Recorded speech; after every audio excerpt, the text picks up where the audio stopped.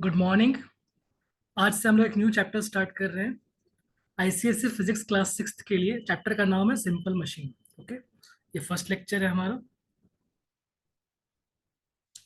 First topic, when is work said to be done. तो first हम लोग work done के बारे में पढ़ रहे हैं। कब कहते हैं कि वर्क डन हुआ है? When is work said to be done. तो नोट कर लो, when is work said to be done. Work is said to be done, work is said to be done by a force, work is said to be done by a force if the force applied on the body moves it. Work is said to be done by a force if the force applied on the body moves it. मतलब एक body है, body पे हम लोग force लगा रहे हैं। Force का मतलब क्या होता है? पुश या पुल। एक बॉडी है, उसको हम लोग पुश कर रहे हैं या पुल कर रहे हैं, और चेक करते हैं कि बॉडी मूव कर रहा है कि नहीं कर रहा। If the body moves, then work is said to be done. If the body does not move, then work is said to be not done. या फिर कह सकते हैं no work is said to be done. If the body does not move then no work is said to be done. Clear? इसको कुछ example से समझते हैं, एग्जांपल्स देखेंगे इसका। पहले इसको नोट कर लो, work is said to be done by a force if the force applied on the body moves it. पहले इसको नोट कर लो, वीडियो को पॉज कर लो, आराम से नोट कर लो, ठीक है? नोट्स लेने के लिए वीडियो को पॉज करके आराम से नोट कर लो, फिर प्ले करना। तो मैं स्टार्ट कर रहा हूँ। तो कुछ केसेस हैं। In the following cases can we say that work is done और not? Can we say that work is done और नॉट? कुछ एग्जांपल्स देखते हैं, कुछ केसेस देखते हैं, उसमें अप्लाई करते हैं इस कंडीशन को और बताते हैं कि वो वर्क डन हुआ है कि नहीं हुआ है। फर्स्ट एग्जांपल, जो फर्स्ट केस है, if a person pushes the wall. If a person pushes the wall, अगर तुम वॉल को पुश करते हो, पुश कर रहे हो मतलब फोर्स अप्लाई कर रहे हो। फोर्स क्या होता है? पुश होता है या पुल होता है? Force. If a person pushes the wall, तो क्या वॉल मूव करेगा? यस या नो? अगर तुम वॉल को पुश करते हो, वॉल ऑब्जेक्ट है जिसको तुम पुश कर रहे हो, तो क्या वॉल मूव करेगा? यस या नो? सोचो सोचो, पुश करके देख लो, वॉल को पुश करके देख लो, वॉल मूव करता है? यस या no? No, wall does not move. तो because wall does not move we will say that no work is done. क्या बोलेंगे हम लोग? No work is done. जब ऑब्जेक्ट या वो जो बॉडी है जिसपे तुम फोर्स लगा रहे हो, जैसे वॉल है, अगर बॉडी मूव नहीं कर रहा, वॉल मूव नहीं कर रहा, मतलब no work is said to be done. ठीक है, तो इसका आंसर क्या हो जाएगा? No work is said to be done. Reason क्या होगा? Because wall does not move. इसका आंसर हो जाएगा no work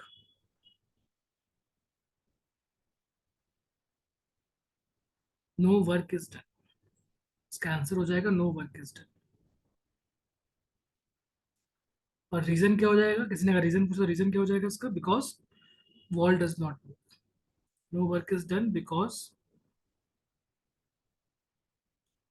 wall does not move. Because wall does not move.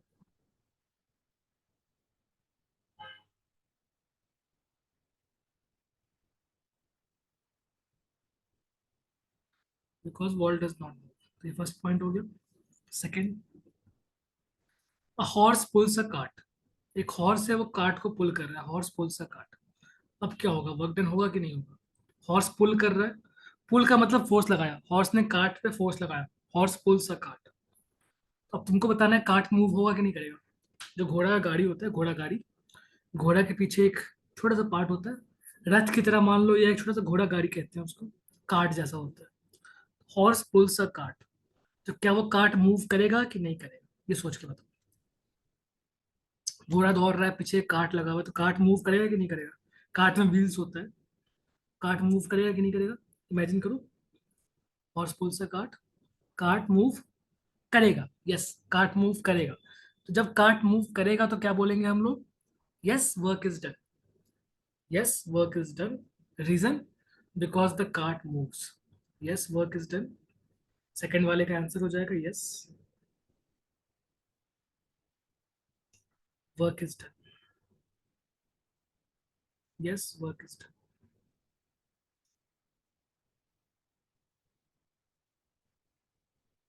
इस पे लिखना थोड़ा सा डिफिकल्ट होता है। Yes work is done. Yes work is done. Reason क्या हो जाएगा इसका? Because because cart moves.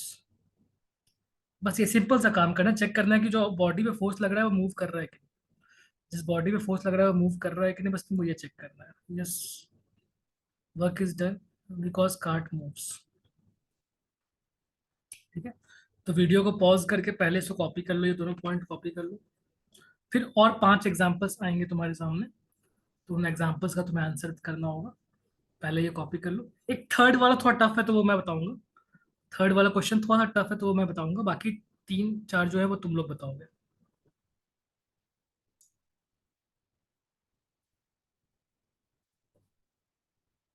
चलो यहाँ पे इरेज कर दो इसको, तुम लोग नोट कर लोगे। वीडियो पॉज करके मैं इसको इरेज करके आगे जा रहा हूँ। तुम वीडियो पॉज रखना, नोट करना, फिर प्ले करना video. Third point, a boy goes upstair. तुम मान लो स्टेयर्स के ऊपर जा रहे हो, स्टेयर्स है, तुम ग्राउंड फ्लोर से first floor, second floor, third floor, अब स्टेयर्स तुम मूव कर रहे हो, अब बॉय गोज अपस्टेयर। तो क्या हो जाएगा इसमें, वर्क डन यस या नो? वर्क डन यस या नो? तो बॉय जो है वो अपस्टेयर्स जा रहा है, बॉय मूव कर रहा है ऊपर। इसका आंसर मैं बता देता हूँ, इसका आंसर मैं बता देता हूँ कि yes, work is said to be done. Yes, work is done. Work is said to be done कह सकते हैं। Yes, work is said to be done. Yes, work is said to be done, but यहाँ पे एक थोड़ा सा tricky चीज है, तो बस तुम नोट कर लो। Yes, work is said to be done by stairs. यहाँ पे स्टेयर्स वर्क डन कर रहा है। Yes, work is said to be done by stairs. By stairs as the boy moves. As the boy moves upwards. Boy move कर रहा है upwards, तो work is said to be done by the stairs as boy moves upwards. As boy moves upwards.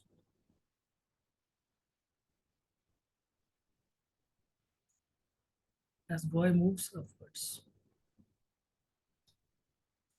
तो video pause करके इसको आराम से copy कर। Yes, work is said to be done by stairs as boy moves upwards. कुछ भी doubt रहेगा, कहीं कुछ समझ में नहीं आया, कुछ भी रहे, तो मुझे तुम व्हाट्सएप पे पूछ लेना। ठीक है, चैट पे भेज देना पिक खींच के जहाँ प्रॉब्लम हो रहा है, या फिर हम लोग एक सेपरेट क्लास रख लेंगे जहाँ पे हम लोग डिस्कस कर सकते हैं। तो we can organise a class separately for clearing your doubts. तो अपने डाउट्स तुम लोग मुझे भेज देना। मैं इसको इरेज कर रहा हूँ और आगे जा रहा हूँ, तुम पॉज करके नोट कर सकते हो। नेक्स्ट पॉइंट, पॉइंट नंबर 4, जो फोर्थ केस है। फोर्थ केस है, इंजन पुल्स अ ट्रेन। इंजन पुल्स अ ट्रेन, तो बताना है कि वर्क डन हुआ है कि नहीं। सोचो, इंजन पुल्स अ ट्रेन, इंजन ट्रेन को पुल कर रहा है, तो क्या वर्क डन हुआ है कि नहीं, सोच के बताओ। इंजन पुल्स अ ट्रेन, इंजन पुल्स अ ट्रेन, तो वर्क डन हुआ है कि नहीं। अगर इंजन ट्रेन को पुल करता है तो वो ट्रेन मूव करेगा कि नहीं करेगा, बताओ। ट्रेन मूव करेगा कि नहीं। ट्रेन मूव करता है जब इंजन उसको खींचता है तो। इंजन पुल से ट्रेन, ट्रेन मूव करता है, यस या नो? ट्रेन मूव करता है। एंड बिकॉज ट्रेन मूव करता है तो हम लोग क्या बोलेंगे, बॉडी मूव कर रहा है। बॉडी मूव कर रहा है मतलब वर्क डन हो रहा है। जिस बॉडी पे फोर्स लग रहा है, इंजन पे फोर्स, इंजन फोर्स लगा रहा है ट्रेन के ऊपर, तो जिस ऑब्जेक्ट पे फोर्स लग रहा है वो ऑब्जेक्ट मूव कर रहा है, then we will say that work is done. इसका आंसर हो जाएगा yes. Yes, work is done because the train moves. Yes, work is done because the train moves. First वाले का आंसर क्या था, pushes the wall. Wall move किया था, yes या नो? अगर तुमने वॉश वॉल को पुश कर दिया, वॉल को पुश किया, तो वर्क डन हुआ कि नहीं हुआ? नो, कोई वर्क डन नहीं हुआ बिकॉज वॉल मूव नहीं करता। Second case, horse pulls a cart, cart move किया था, यस, तो वर्क डन क्या हो गया, yes. Third case, a boy goes upstairs, यहाँ पे वर्क डन हो गया, यस। क्योंकि बॉय ऊपर जा रहा था तो इसलिए बोलते हैं कि वर्क डन हो रहा है, स्टेयर्स वर्क डन कर रहा है, बॉय पे वर्क डन हो रहा है। इंजन पुल्स अ ट्रेन, वर्क डन, यस, क्योंकि ट्रेन मूव हो रहा है। इंजन पुल्स अ ट्रेन, ट्रेन मूव कर रहा है इसलिए work work is done. Next point, next case. A coolie stands with a bag on his head. एक कूली खड़ा है और बैग उसके सर पे है. A coolie stands with a bag on his head. तो वर्क डन यस या नो. चेक करो कि कूली फोर्स किसके ऊपर लगा रहा है. कूली कुछ फोर्स लगा रहा है बैग के ऊपर. तो बैग मूव कर रहा है कि नहीं कर रहा. सोचो. A coolie stands with a bag on his head. तो बैग मूव कर रहा है कि नहीं, क्या लगता है तुमको. बैग मूव कर रहा है कि नहीं. A coolie is standing with a bag on his head. The bag is moving. Yes or no? No, bag is not moving. So because bag is not moving, so we will say that no work is done. We will say that no work is done. No work is done. Reason? No work is done because no work is done because bag is not moving. No work is done because bag is not moving. तुम लोग पूरा full लिखना. No work is done because bag is not moving. Okay. A coolie lifts a bag. अगर coolie lift करता है bag को तब क्या होगा. वर्क डन यस या no. Coolie lifts a bag. Work done yes या नो. जब बैग को लिफ्ट करते हो तो बैग मूव करता है कि नहीं करता. सोचो. कूली लिफ्ट अ बैग. वर्क डन यस या नो. जब कूली लिफ्ट करता है बैग को तो बैग मूव करता है. That means yes, work is done. Yes, work is done because the bag moves. Yes, work is done because the bag moves. Yes, work is done because the bag moves. Next. Cyclist pedals a cycle. एक cyclist है और cycle को pedal कर रहा है. Cyclist pedals अ cycle. तो work done होगा कि नहीं होगा. यस या नो. साइकिलिंग कर रहे हो, पेडलिंग कर रहे हो साइकिल पे. तो क्या साइकिल मूव करता है या नहीं करता. साइकिल मूव करता है. यस या नो. Yes, cycle moves. तो इसलिए yes, work is done. Yes, work is done because the cycle moves. तो ये केसेस हो गए. इन केसेस में हमने सीखा कि क्या होता है. If the force applied on the body, अगर फोर्स अप्लाई हो रहा है बॉडी पे, if a force applied on the body moves it, then we say that work is done by the force. Then we say that work is done by the force. Work is said to be done by a force if the force applied on the body moves it. तो ये वाला point समझ में आ गया. When is work said to be done. ये point तुम्हें समझ में आ चुका होगा. आओ अब नेक्स्ट टॉपिक पे आते हैं. Now we will study the next topic in this chapter. Next topic, definition of work. What is work. क्या होता है वर्क. कैसे डिफाइन करते हैं वर्क को. तो इसको नोट कर लो. Define. How do we define work, या what is work. Definition of work. So the amount of work done by a force, the amount of work done by a force is equal to the amount of work done by a force is equal to the product of the force and the displacement of the point of application of force in the direction of force. The amount of work done by a force is equal to the product of the force and the displacement of the point of application of force in the direction of force. तुम्हें कुछ शायद समझ में नहीं आया होगा. जरा देखते हैं क्या क्या है. Amount of work done by a force, इसको डिफाइन कर रहे हैं. The amount of work done by a force is equal to product. Product मतलब पता है ना क्या होता है. Product of force and displacement of point of application of force in direction of force. Product का मतलब मल्टीप्लाई कर रहे हैं. फोर्स और डिस्प्लेसमेंट को मल्टीप्लाई कर रहे हैं. प्रोडक्ट मतलब multiply. Product of force and displacement of point of application of force. Point of application of force का मतलब क्या हुआ. जैसे तुम वॉल को पुश कर रहे हो. अगर तुम वॉल को पुश कर रहे हो तो जिस पॉइंट पे तुम्हारा हाथ रखा हुआ है ना, वो point of application of force हो गया. जहां तुमने उसको टच किया हुआ है वॉल को, वो पॉइंट हो गया point of application of force. ठीक है. जिस पॉइंट पे तुम पुश कर रहे हो या पुल कर रहे हो, उस पॉइंट, वो पॉइंट कितना मूव कर रहा है. जिस पॉइंट पे तुम पुश कर रहे हो या पुल कर रहे हो, वो पॉइंट कितना मूव कर रहा है, how much it is moving, that is called as displacement of point of application of force. How much it is moving. ठीक है. अगर मूव नहीं करेगा तो डिस्प्लेसमेंट जीरो हो जाएगा. अगर मूव करेगा तो कितना मूव किया है, दैट इज डिस्प्लेसमेंट. तो वर्क डन क्या होता है. Amount of work done by a force is equal to the product of the force and the displacement of the point of application of force in the direction of force. इसको लिखते हैं mathematically. Mathematically ऐसे formula होता है. Work done is equal to force multiplied by distance move by the body in the direction of force. जिस direction में force लगा रहे हैं उस डायरेक्शन में वो बॉडी कितना दूर जाएगा, कितना डिस्टेंस मूव करेगा। ठीक है। एक्चुअल वर्ड डिस्प्लेसमेंट होता है, डिस्प्लेसमेंट ज्यादा अच्छा वर्ड है। तो work done is equal to force multiplied by distance move by the body in the direction of force, या फिर सिंपली बोल सकते हैं displacement of point of application of force. ये ज्यादा अच्छा हो जाएगा। Force multiplied by displacement of point of application of force in the direction of force. ये भी लिख सकते हैं work done is equal to, work done is equal to, ये ज्यादा अच्छा डेफिनेशन है। Work done is equal to force multiplied by displacement of, ये ज्यादा अच्छा है, डिस्प्लेसमेंट ऑफ, डिस्टेंस के साथ डिस्प्लेसमेंट वर्ड ज्यादा अच्छा होता है, displacement of point of application, displacement of point of application of force in direction of force, in direction of force.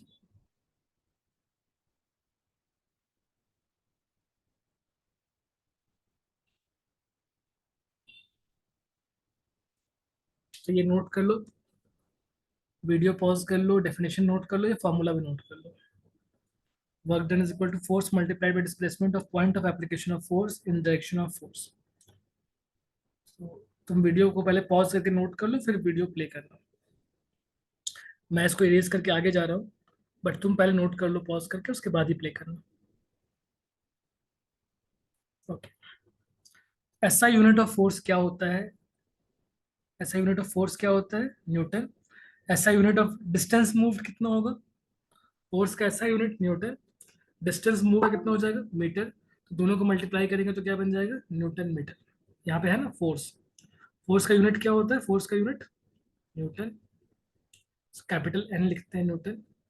Distance move या डिस्प्लेसमेंट जो होता है उसका यूनिट क्या होता है, डिस्प्लेसमेंट का यूनिट कितना दूर गया है, ये होता है इसका ऐसा यूनिट मीटर, कितना दूर गया है मीटर। तो दोनों को मल्टीप्लाई कर देंगे तो क्या बन जाएगा, न्यूटन मल्टीप्लाइड बाई मीटर, इसको लिखते हैं न्यूटन मीटर, न्यूटन मीटर। तो ये होता है SI unit of work done, SI unit of work is newton metre. इसी का एक और नाम होता है, also called as joule, it is also called as joule, newton metre और joule. SI unit of work done is newton metre और joule. Exam में आ सकता है कि ऐसा यूनिट ऑफ वर्क डन क्या होता है, एक सिंगल वर्ड में तुमको आंसर देना होगा। तो ऐसा unit of work done is joule और न्यूटन मीटर दोनों। ठीक है, दोनों हो सकता है, जूल ज्यादा अच्छा आंसर है, न्यूटन मीटर भी सही है। ऐसा unit of work done is joule और न्यूटन मीटर। कर लो note, video pause, note and then play, फिर वीडियो प्ले कर देना। चलो आगे बढ़ते हैं। डेफिनेशन ऑफ एनर्जी, क्या होता है एनर्जी, एनर्जी वर्ड भी आता है कई बार फिजिक्स में। तो व्हाट इज एनर्जी, एनर्जी का डेफिनेशन होता है energy of a body, energy of a body is its capacity to do work. Energy होता है capacity to do work, energy of a body is its capacity to do work. Note कर लो, energy of a body is its capacity to do work. ये definition याद रखना है, energy of a body is its capacity to do work. इसका भी जो ऐसा यूनिट होता है, एनर्जी और वर्क का ऐसा यूनिट सेम होता है। एनर्जी का भी ऐसा यूनिट क्या हो जाएगा, एनर्जी एंड वर्क डन का ऐसा यूनिट सेम होता है। तो एनर्जी का भी ऐसा यूनिट क्या हो जाएगा, ऐसा unit of energy is joule और और न्यूटन मीटर, जूल और न्यूटन मीटर। जूल लिखने के टाइम हमेशा जे कैपिटल रखना होता है, जूल में always J is capital. Reason because joule एक पर्सन का नाम था, एक साइंटिस्ट का नाम था जूल। तो जो यूनिट्स किसी साइंटिस्ट के नाम से डिराइव किए गए हैं उसमें अल्फाबेट जो है कैपिटल लिखना पड़ता है। तो जूल में जे कैपिटल लिखना होता है। ठीक है, ऐसे न्यूटन है, न्यूटन, न्यूटन भी एक साइंटिस्ट था। तो फोर्स का जो ऐसा यूनिट लिखते हैं, ऐसा यूनिट ऑफ फोर्स, ऐसा यूनिट ऑफ फोर्स, वो क्या लिखते हैं हम लोग, ऐसा यूनिट ऑफ फोर्स न्यूटन जब लिखते हैं तो हमेशा एन कैपिटल लिखते हैं न्यूटन। इसका सिंबल भी होता है कैपिटल एन। जूल का सिंबल होता है कैपिटल जे। लेकिन जब ऐसा यूनिट ऑफ डिस्टेंस लिखते हैं तो क्या लिखते हैं हम लोग, ऐसा यूनिट ऑफ डिस्टेंस, या ऐसा यूनिट ऑफ लेंथ लिखते हैं तो क्या लिखते हैं हम लोग, ऐसा यूनिट ऑफ लेंथ या distance, that is small M. Metre, small M. क्योंकि मीटर किसी साइंटिस्ट के नाम से नहीं है तो इसलिए इसको स्मॉल एम लिखते हैं, कैपिटल नहीं लिखते। तो ये कॉपी कर लो।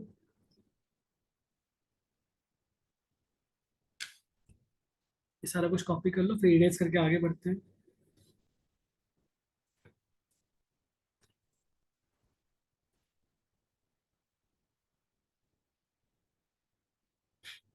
वीडियो पॉज करके पहले कॉपी कर लो, फिर प्ले करना।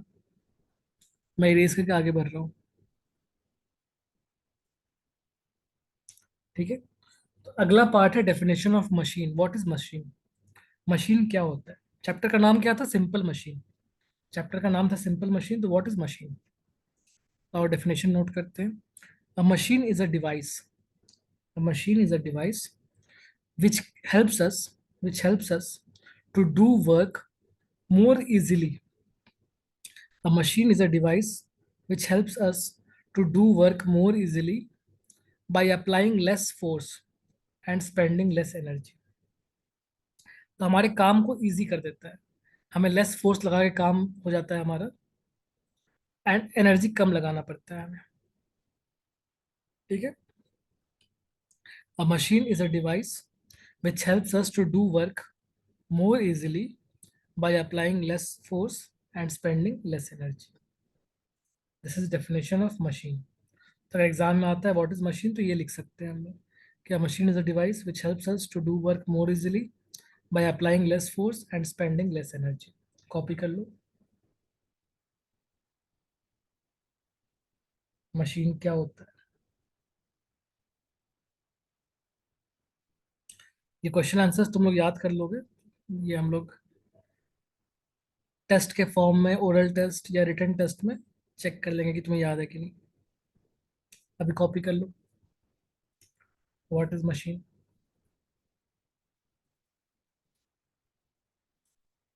एग्जाम्पल्स कौन कौन से मशीन के एग्जाम्पल्स? Bottle opener. तो जो कोल्ड ड्रिंक्स के बॉटल होते हैं उसके ढक्कन को ओपन करना, उसे कैप को ओपन करना डिफिकल्ट होता है, हाथ से ओपन नहीं कर सकते नॉर्मली। तो उसको ओपन करने के लिए बॉटल ओपनर होता है। तो बॉटल ओपनर से बहुत इजीली, बहुत कम फोर्स लगा के वो ओपन हो जाता है। ऐसे क्रेन होता है। क्रेन किस पर्पस के लिए होता है? क्रेन, देखा होगा तुमने क्रेन। क्रेन किस पर्पस के लिए होता है? हैवी ऑब्जेक्ट्स को लिफ्ट करने के लिए क्रेन यूज किया जा सकता है। बहुत हैवी हैवी चीज़ों को उठा के कहीं से एक जगह से दूसरी जगह रखने के लिए क्रेन यूज करते हैं हम लोग। इसमें भी कम फोर्स लगा के हम लोग उठा लेते हैं हैवी हैवी ऑब्जेक्ट्स को यूजिंग अ क्रेन। फिर होता है स्पैनर। स्पैनर, स्पैनर नट वगैरह को टाइट करने के लिए यूज किया जाता है। नट को टाइट करने के लिए स्पैनर यूज किया जाता है, वो भी एक मशीन है। तो ये तीनों मशीन के एग्जांपल्स हैं। इनको हम लोग यूज करते हैं so that we can do some work more easily by applying less force and spending less energy. These are the examples of machine. Copy कर लो। हम लोग आगे बढ़ते हैं। Next topic is principle of machine. Next topic is principle of machine. किस principle पे work करता है मशीन? प्रिंसिपल का स्पेलिंग देख लो, PLE। Principle, PLE। जब प्रिंसिपल PLE लिखते हैं मतलब रूल, किस रूल पे मशीन वर्क करता है, मशीन के वर्क करने का रूल क्या है। और जो स्कूल में प्रिंसिपल होता है उसका स्पेलिंग क्या होता है? स्कूल के जो प्रिंसिपल होते हैं उसका स्पेलिंग क्या होता है? स्कूल वाले प्रिंसिपल का स्पेलिंग होता है PAL। PRINCIPAL, वो स्कूल का प्रिंसिपल होता है। और ये PLE का मतलब होता है रूल, किस रूल के अकॉर्डिंग मशीन वर्क करता है। प्रिंसिपल ऑफ मशीन, किस रूल के अकॉर्डिंग वर्क करेगा मशीन। तो आओ देखते हैं principle of machine. A machine does not work by itself. अपने आप मशीन कुछ भी नहीं करेगा। A machine does not work by itself when energy is supplied to the machine. When energy is supplied to the machine by applying force, हम लोग कुछ force apply करेंगे मशीन को एनर्जी सप्लाई करेंगे, when energy is supplied to the machine by applying force effort, उस force को effort बोलते हैं। It does some work, it does some useful work, it does some useful work by moving an object. जिस object को move करता है उसको बोलते हैं लोड। ठीक है, तो this is principle of machine, this is principle of machine. A machine does not work by itself, when energy is supplied to the machine by applying force, it does some work, useful work by moving an object। जो force हम लोग supply करते हैं, जो force हम लोग apply करते हैं मशीन के ऊपर, that is called as effort. और जिस ऑब्जेक्ट को वो लिफ्ट करता है या मूव करता है उसको बोलते हैं, उस ऑब्जेक्ट को बोलते हैं लोड। कॉपी कर लो, एफर्ट एंड लोड दो वर्ड यहाँ पे यूज कर रहे हैं। जो फोर्स हम लोग अप्लाई करेंगे दैट इज एफर्ट, और जिस ऑब्जेक्ट को मशीन मूव करेगा उसको बोलेंगे load. A machine does not work by itself when energy is applied, when energy is supplied to the machine by applying force, effort. It does some useful work by moving an object called as load. And this is the principle of machine. आराम से video pause करके note कर लो।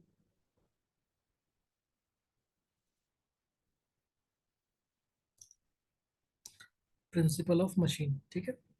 तो when we apply a force, उस force को हम लोग बोलते हैं effort. The machine moves an object, उस ऑब्जेक्ट को हम लोग बोलते हैं load. When we apply a force effort, the machine moves an object, object को बोलते हैं लोड। क्लियर। अपने आप मशीन कुछ भी नहीं करता, अ machine does not work by itself. ऐसा नहीं कि मशीन क्रेन कहीं रख दिया या बॉटल ओपनर रख दिया तो अपने आप वो बॉटल ओपन नहीं कर सकता। हमें एक फोर्स अप्लाई करना पड़ता है, हमें एक एफर्ट अप्लाई करना पड़ता है, तब वो बॉटल ओपनर, जो बॉटल का कैप होता है उसको हटाता है वहां से, उसको मूव करता है। तो वो कैप जो था वो लोड था, उस लोड को उसने मूव किया। क्रेन पे हम लोग फोर्स अप्लाई करेंगे तभी वो क्रेन किसी लोड को उठाएगा। अगर एफर्ट नहीं अप्लाई करेंगे तो अपने आप मशीन वर्क नहीं करता। Machine does not work by itself, this is the principal of machine. ठीक है, समझ में आ रहा है। कोई भी डाउट रहेगा तो व्हाट्सएप पे चैट पे भेजना मुझे। नेक्स्ट, नेक्स्ट होता है वर्क डन बाय एफर्ट। जो एफर्ट है, जो फोर्स अप्लाई कर रहे हैं, वर्क डन, कुछ ना कुछ वर्क डन करेगा वो फोर्स। तो work done by effort is called as work input.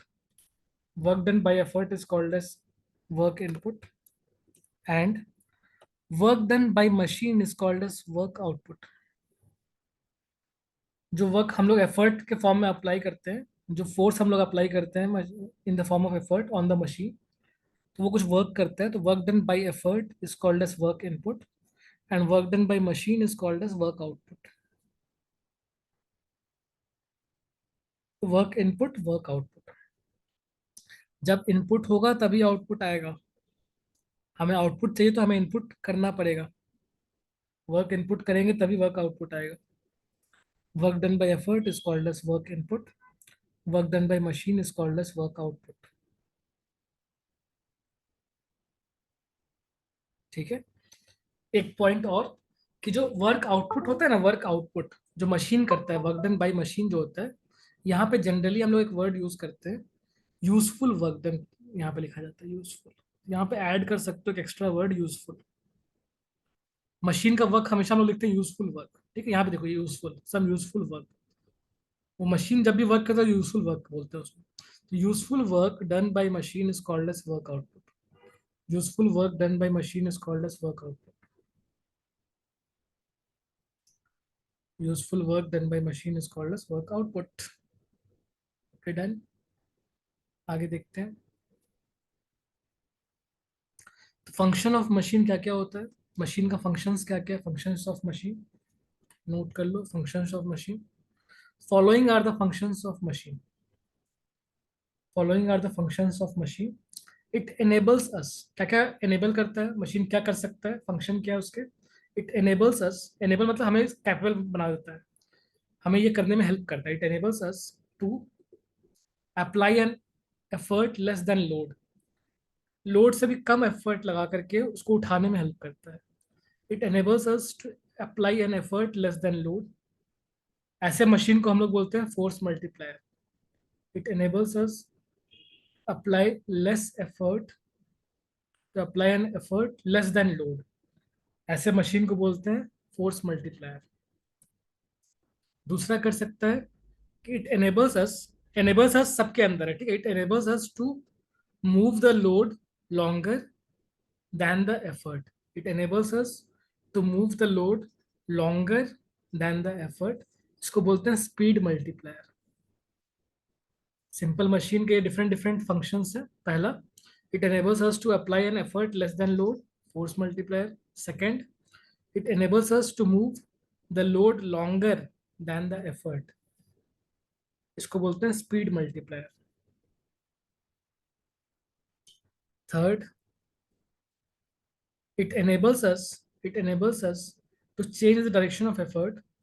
it enables us to change the direction of effort to a convenient direction। इसका एग्जांपल होता है पुली। it enables us to change the direction of effort to a convenient direction। example is pulley। पुली क्या होता है? पुली तो एक बार समझते हैं पुली क्या होता है। ऐसे डिटेल में आगे जाके पढ़ेंगे पुली के बारे में, अभी बस एक एग्जांपल देख लेते हैं। जैसे गांव में क्या होता है ना, वेल होता है गांव में, तुमने सुना होगा या शायद देखा भी होगा। गांव में होता है वेल, ऐसा वेल है, ये वेल है। वेल में नीचे क्या होता है, वेल के अंदर क्या होता है यहाँ पर, वेल में क्या होता है यहाँ पे होता है वाटर। यहाँ वेल के ऊपर यहाँ पे कहीं पे होता है एक पुली, और एक रोप होता है जो इस तरीके से होता है बस, ठीक है। तो पहले हम लोग बकेट को अंदर भेजते हैं, अंदर भेज के बकेट को फुल करते हैं, और फिर इसको पुल करना होता है, पुल करना होता है, इसको पुल करना होता है, ठीक है। इसको पुल करते जाते हैं, तो पुल करते जाते हैं तो ये बकेट ऊपर उठते जाता है। जब पुल करते हैं तो बकेट ऊपर उठ जाता है, बकेट ऊपर उठते उठते उठते बाहर आ जाता है, ठीक है। तो इस तरीके से पुली यूज करते हैं। पुली का पर्पस क्या होता है? To change the direction of effort, effort का डायरेक्शन को चेंज करना, to a convenient direction, to change the direction of effort to a convenient direction. तो इसको लिफ्ट करना हमारे लिए कन्वीनियंट हो जाता है। उसके बाद जब पुली यूज करते हैं तो लिफ्ट करना कन्वीनियंट हो जाता है। अगर पुली नहीं यूज करते तो लिफ्ट करना बहुत मुश्किल होता है हमारे लिए, सीधे ऊपर की तरफ पुल करना डिफिकल्ट होता है। It enables us to change direction of effort to a convenient direction। Example pulley. Doubts होंगे जरूर पूछना क्लास के बाद। नेक्स्ट एप्लीकेशन, अगला एप्लीकेशन क्या होता है, नेक्स्ट फंक्शन जो है, it enables us it enables us to change the point of application of force to a convenient point। it enables us to change the point of application of force to a convenient point। इसका example होता है chain of bicycle. इसका example है chain of bicycle. इसका example है chain of bicycle. अब जो bicycle होता है उसका जो रेयर व्हील होता है, पीछे वाला व्हील जो होता है, बाइसाइकिल का जो पीछे वाला व्हील होता है, अगर साइकिल का चेन ना हो, अगर साइकिल का चेन उतर जाए, हम लोग का पेडल यहाँ पे हम लोग पेडल मार रहे हैं, ठीक है। दो व्हील्स होता है बाइसाइकिल के अंदर, दो व्हील्स है, बाइसाइकिल में दो व्हील्स है, ठीक है। और दो व्हील्स के साथ क्या होता है, और एक पेडल होता है। अब जहाँ पेडल होता है, उस पेडल पे तुम देखोगे कि पेडल पे, यहाँ पे जो पेडल होता है, पेडल के साथ एक कनेक्टेड एक और व्हील टाइप का होता है, जिसमें क्या होता है, टूथ होते हैं बने हुए, यहाँ पे टूथ होते हैं। और एक चेन होता है, वो चेन इस वाले व्हील से कनेक्ट होकर के रेयर व्हील को अटैच करता है। ये रेयर व्हील को कंट्रोल करता है, ठीक है। ये रेयर व्हील को कंट्रोल करता है। अगर ये रेयर व्हील को कंट्रोल ना करे, ये रेयर व्हील अगर इससे कनेक्टेड ना रहे चेन से, तो क्या होगा, क्या यहाँ पेडल मारने से ये घूमेगा फिर? तो ये point of application of force को चेंज कर देता है to a convenient point. Pedal मारना हमारे लिए इजी होता है, बट ऐसे रेयर व्हील को घुमाना पड़ेगा तो बहुत डिफिकल्ट हो जाएगा हमारे लिए। रेयर व्हील पे हम लोग तो डायरेक्टली फोर्स अप्लाई नहीं कर सकते, बट हम लोग यहाँ पे फोर्स लगा के उसको घुमा सकते हैं। साइकिल का जो चेन होता है, chain of bicycle, this is a good machine. It enables us to change the point of application of force to a convenient point. It enables us to change the point of application of force to a convenient point. ये चार functions याद रखना, functions of machine. तो अभी तक machine के बारे में हमने क्या क्या पढ़ा?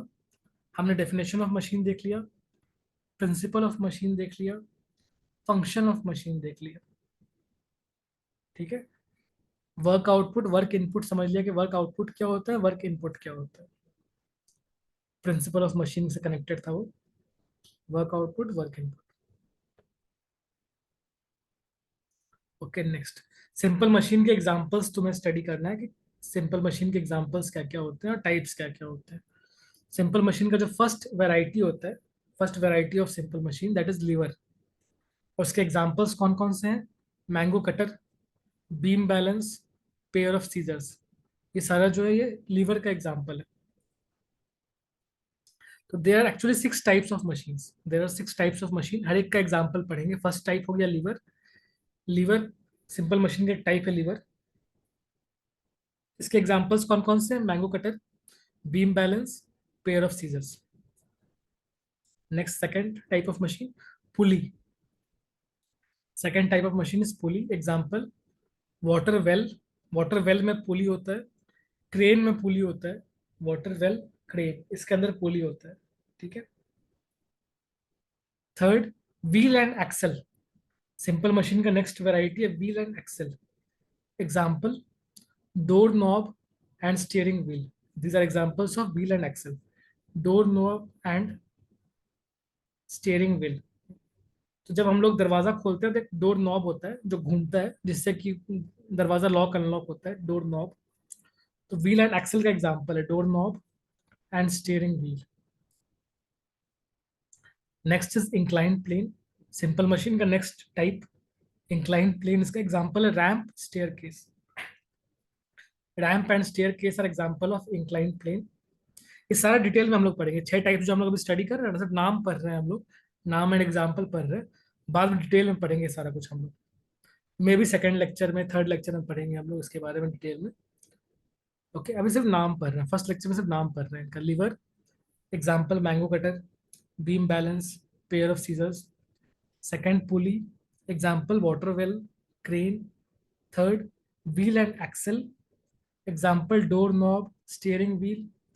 Fourth, inclined plane, inclined plane example ramp, staircase, ramp and staircase. Fifth, wedge, fifth होता है wedge, example needle, axle।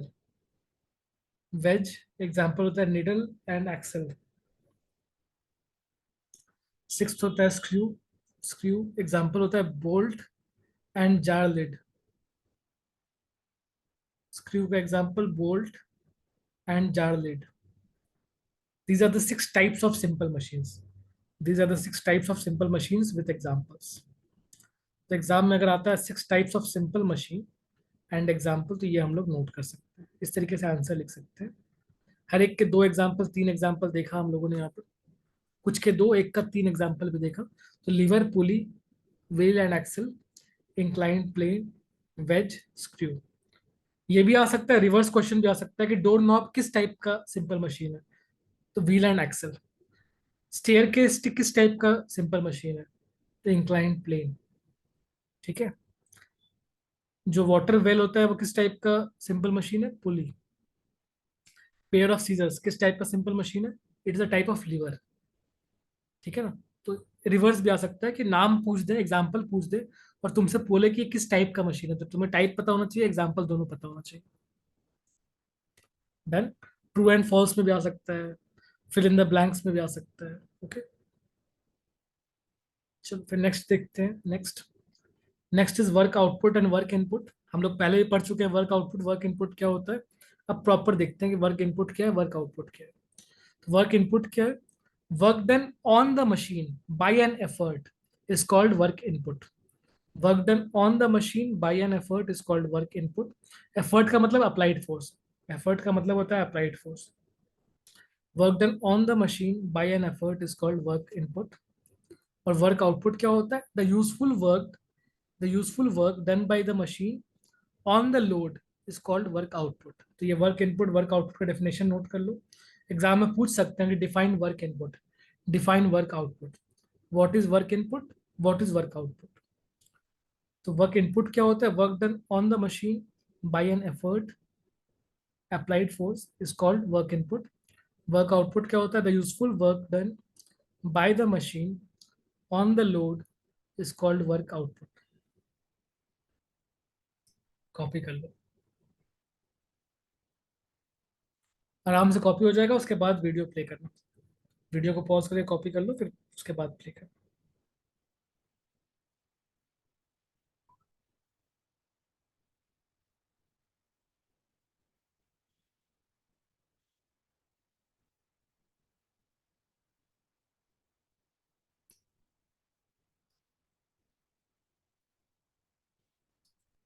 ठीक है, work input work output.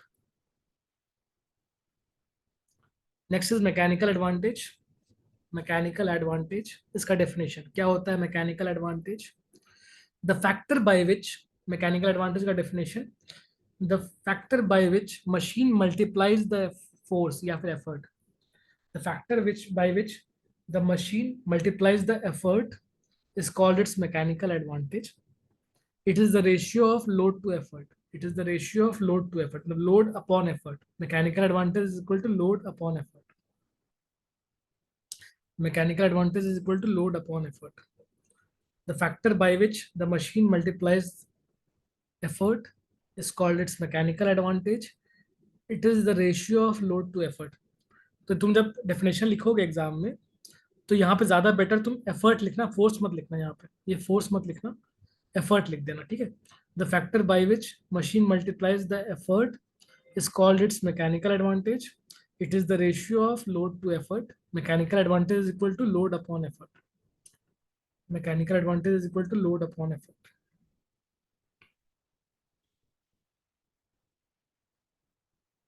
Copy कर लो,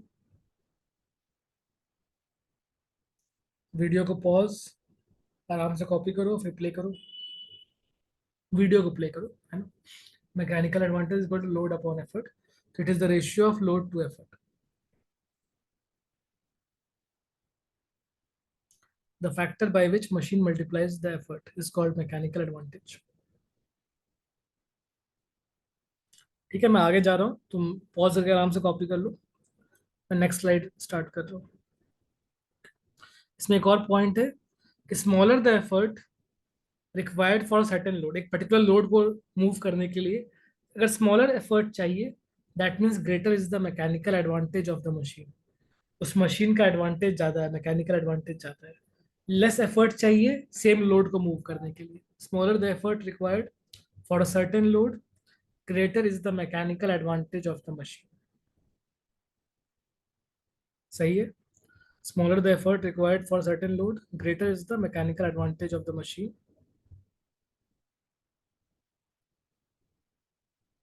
Next, efficiency क्या होता है? efficiency of machine, the efficiency of a machine is the ratio of useful work done on the load by the machine to the work put into the machine by the effort. ठीक है ना। अच्छा, मुझे ये बात बताओ, ये definition के अंदर पहले जो लिखा useful work done bye the machine on the load, useful work done on the load by the machine, इसको क्या बोलते हैं हम लोग? कुछ नाम है इसके लिए, एक सिंगल वर्ड, अनेक शब्दों के लिए एक शब्द। इस वर्ड्स के बदले एक सिंगल वर्ड क्या यूज कर सकते हैं हम लोग? Useful work done on the machine, useful work done on the load by the machine, क्या बोलते हैं इसको हम लोग? This is called as work output. और बाद में जो लिखा है वो क्या लिखा है? Work put into the machine by the effort, इसको क्या बोलते हैं हम लोग? Work put into the machine by the effort, this is called as work input. तो एफिशिएंसी क्या हो जाएगा? एफिशिएंसी सिंपल, एफिशिएंसी हो जाएगा work output by work input. Efficiency is work output upon work input. The efficiency of a machine is the ratio of work output to work input, simple language. Efficiency of a machine is the ratio of work output to work input. थोड़ा अच्छे से लिखेंगे तो क्या लिख सकते हैं? Efficiency of a machine is the ratio of useful work done on the load by the machine to the work put into the machine by the effort. आराम से नोट कर लो इसको। Definition of efficiency. The efficiency of a machine is the ratio of useful work done on the load by the machine to the work put into the machine by the effort. Efficiency is equal to work output upon work input. Work output upon work input.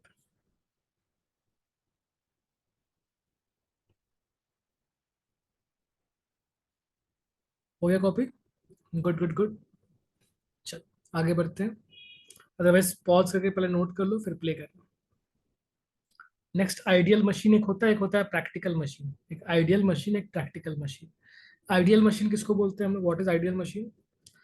A machine in which there is no loss of energy, जहाँ पे कोई loss of energy नहीं होता। A machine in which there is no loss of energy in any manner is called an ideal machine. उसका efficiency कितना होगा उस machine का जहाँ पे पूरा पूरा एनर्जी यूज कर लेंगे?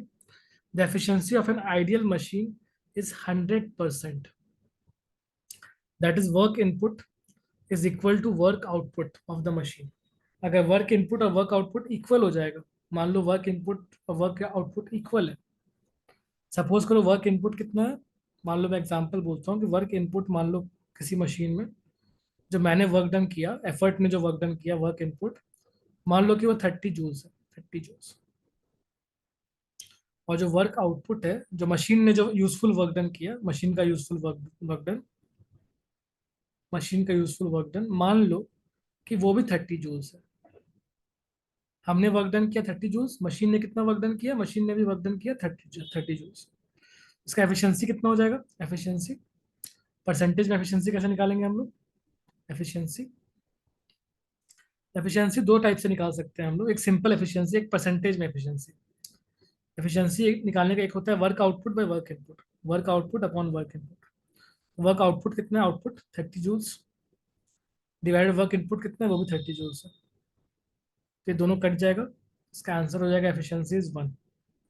या तो ऐसे लिख सकते हैं या फिर कैसे लिख सकते हैं? Work output by work input multiplied by 100%।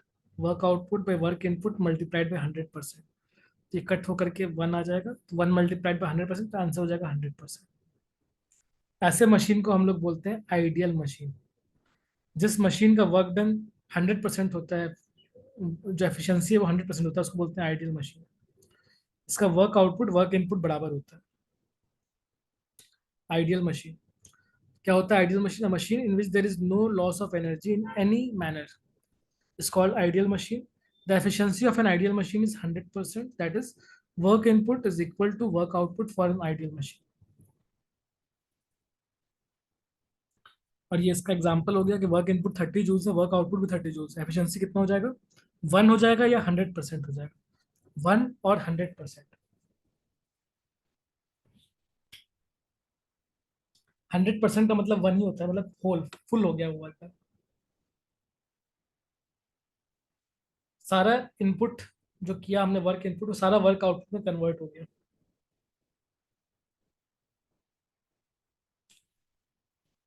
अच्छा मान लो एक और एग्जांपल लेते हैं। मान लो एक और एग्जांपल ले लेते हैं। एक और एग्जांपल ये लेते हैं कि अगर मान लो कि सेकंड एग्जांपल है, सेकंड एग्जांपल ब्लैक से लिखता हूँ मैं इसमें। तो अगर मान लो कि एक और एग्जांपल है कि वर्क इनपुट, इसको थोड़ा इरेज करके वापस लिख देता हूँ। अगर मान लो कि वर्क इनपुट,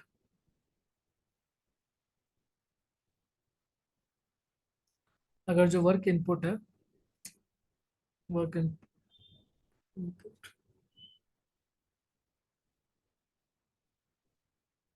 ठीक है। वर्क इनपुट की वैल्यू अगर तुमको पता है, इफ वर्क इनपुट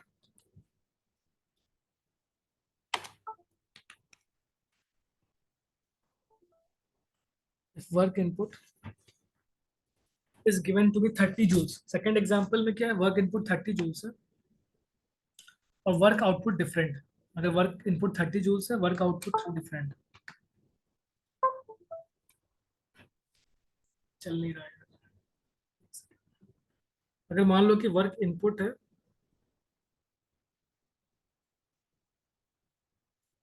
30 जूल्स और मान लो कि वर्क आउटपुट है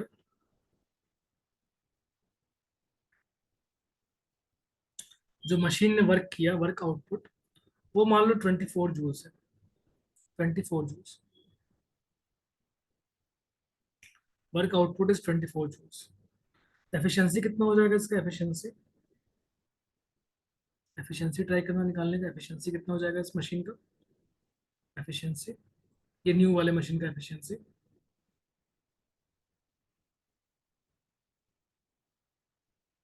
एफिशिएंसी कैसे निकालते हैं? Work output upon work input. तो मतलब 24/30 जूल्स मल्टीप्लाइड बाई 100% लिखते हैं इसको। Work output by work input into 100%। तो जूल जूल कट जाएगा। 24 और 30, 6 के टेबल में 30 कितने टाइम्स आता है? 6 के टेबल में 30 5 टाइम्स आता है। और 24 4 टाइम्स आता है।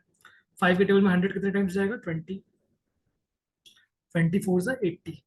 इस मशीन का जो एफिशिएंसी हो जाएगा दैट विल बी 80%। इस मशीन का एफिशिएंसी हो जाएगा 80%। Work input 30 joules, work output 24 joules, तो एफिशिएंसी हो गया 80%। तो ये मशीन आइडियल मशीन नहीं है, not ideal machine, not ideal machine. ये रियल मशीन है। जो मशीन आइडियल मशीन नहीं है वो रियल मशीन है। प्रैक्टिकल मशीन ऐसे ही होते हैं, रियल लाइफ में प्रैक्टिकल मशीन ऐसे ही होते हैं जिसका एफिशिएंसी 100% नहीं होता, उससे कम होता है। रियल लाइफ में हमेशा मशीन का जो परसेंट एफिशिएंसी होता है वो 100 से कम होता है। आइडियल मशीन का होता है 100%, रियल मशीन का होता है लेस देन 100%। ओके, जो भी आइडियल मशीन होगा उसका एफिशिएंसी होगा 100%। और जो रियल लाइफ का मशीन होगा, जो कि नॉट आइडियल मशीन है, प्रैक्टिकल मशीन है, उसका एफिशिएंसी लेस देन 100% होगा। यहाँ पे 80% आ रहा है।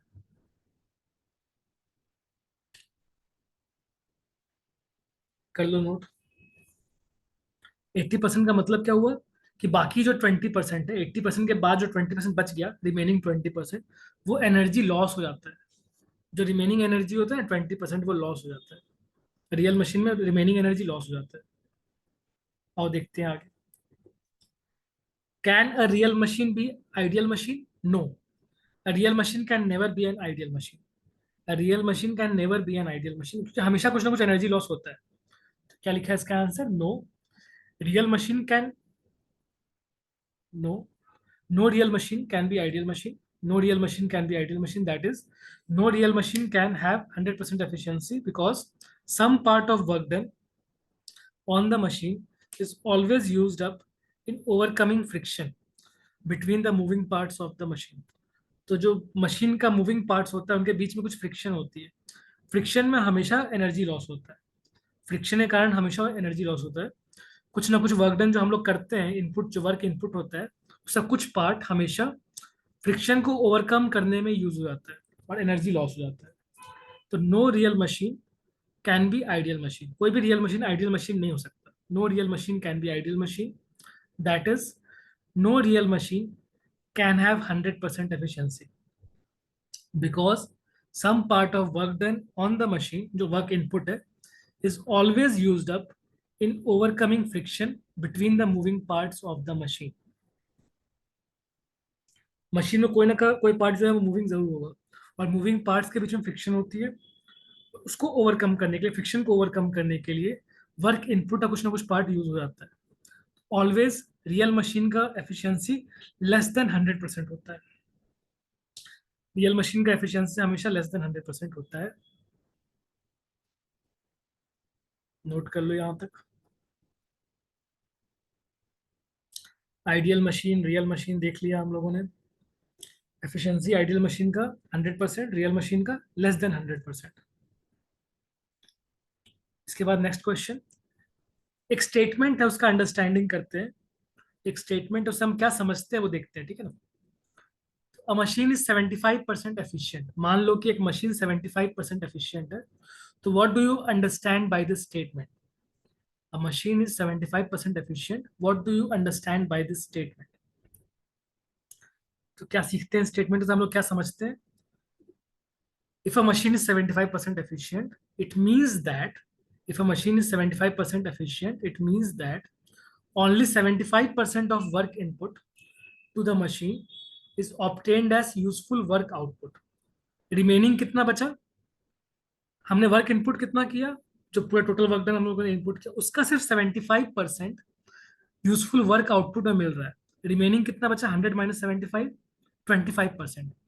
The remaining 25% of work input has been wasted in overcoming friction. जो रिमेनिंग जो भी बच गया वो फ्रिक्शन को ओवरकम करने में यूज हो गया, वेस्ट हो गया एक्चुअल में, वो वेस्ट हो गया फ्रिक्शन को ओवरकम करने में। A machine is 75% efficient. What do you understand by this statement? If a machine is 75% efficient, it means that only 75% of the work input to the machine is obtained as useful work output. The remaining 25% of work input has been wasted in overcoming friction. ये हम लोग समझते हैं। अगर machine 80% efficient है तो क्या होगा? If a machine is 80% efficient तो उसका मीनिंग क्या होगा? What do you understand by the statement? A machine is 80% efficient मान लो, तो इसका क्या समझोगे? कितना वर्क यूज हो रहा है? If a machine is 80% efficient, कोई मशीन अगर 80% एफिशिएंट है तब क्या समझेंगे? सोचो सोचो। तो machine if a machine is 80% efficient तो क्या समझेंगे हम लोग? इसका मतलब होगा 80% of 80% of work input, 80% of work input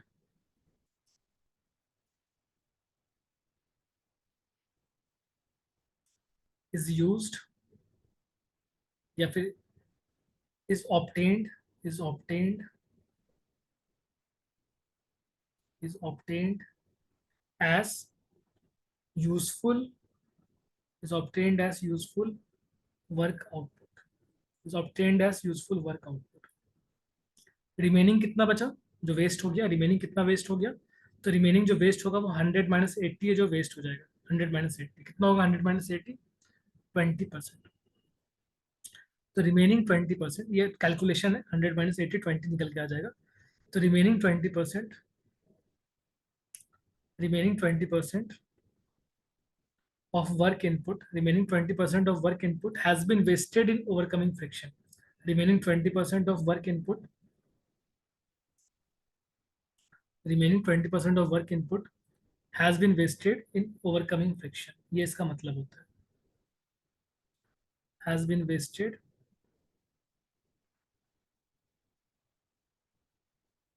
in overcoming friction। ये इसका मीनिंग है, in overcoming friction। ये स्पेलिंग ओवरकमिंग का यहाँ पे लिखा हुआ है, ओवरकमिंग मतलब फ्रिक्शन को ओवरकम करना, मतलब उसको टेक केयर करने के लिए। फ्रिक्शन अदरवाइज उसको मूव नहीं करने देगा, तो बॉडी को मूव करवाना अगेंस्ट द फ्रिक्शन, उसके लिए फ्रिक्शन को ओवरकम करना पड़ता है, तो ओवरकमिंग फ्रिक्शन। इसमें बाकी remaining 20% of the energy waste हो जाएगा। ओवरकमिंग फ्रिक्शन, समझ पा रहे हो? ये स्टेटमेंट समझ में आ गया? इनकेस अगर तुम्हें डाउट रहेगा तो मुझे तुम व्हाट्सएप पे भेजना, चैट पे, हम लोग डिस्कस कर लेंगे। या अगर रिक्वायर्ड होगा तो हम लोग एक्स्ट्रा क्लास भी रख सकते हैं इसको डिस्कस करने के लिए, लाइव क्लास में हम लोग डिस्कस कर सकते हैं। तो ये यहाँ पे कंप्लीट होता है। अंडरस्टैंडिंग एफिशिएंसी हमारा कंप्लीट हो गया यहाँ पर। तो आज के लिए इतना ही रहेगा। Thank you. आज के लिए यहीं पे हम लोग एंड करते हैं क्लास को। Thank you.